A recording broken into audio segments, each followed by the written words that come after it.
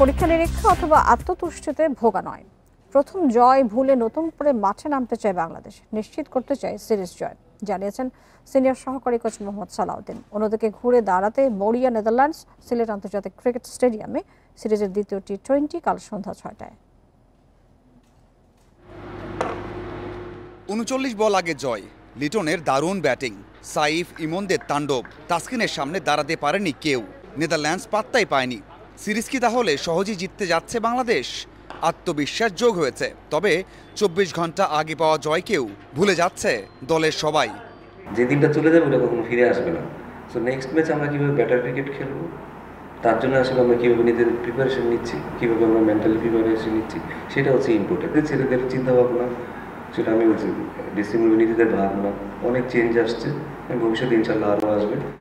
Asia কাপের আগে series হওয়ায় পরীক্ষা নিরীক্ষার প্রশ্ন আসছে বারবার, তবে কোচিং স্টাফরা সিরিজকে নিচ্ছে গুরুত্ব দিয়ে, যেখানে জয়টাই সবচেয়ে আগে প্রাধান্য পাচ্ছে।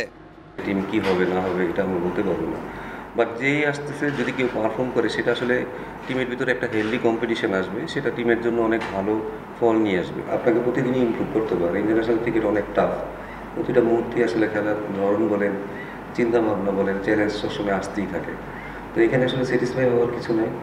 ম্যাচের আগে ঐচ্ছিক অনুশীলনে মাত্র ৩ ক্রিকেটার, ৩ জন কোচিং স্টাফ, সোহান, সাইফুদ্দিন, শামীম। তাদের একাদশে না থাকার সম্ভাবনাই বেশি। উইনিং কম্বিনেশনেই দ্বিতীয় ম্যাচ খেলতে পারে বাংলাদেশ। বাঁচা মরার ম্যাচের আগে বিশ্রাম নেই নেদারল্যান্ডসের।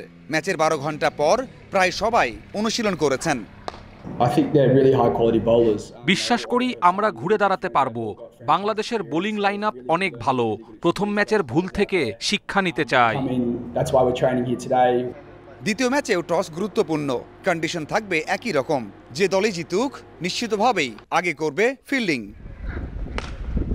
Mazharul Islam, independent news, Sylhet.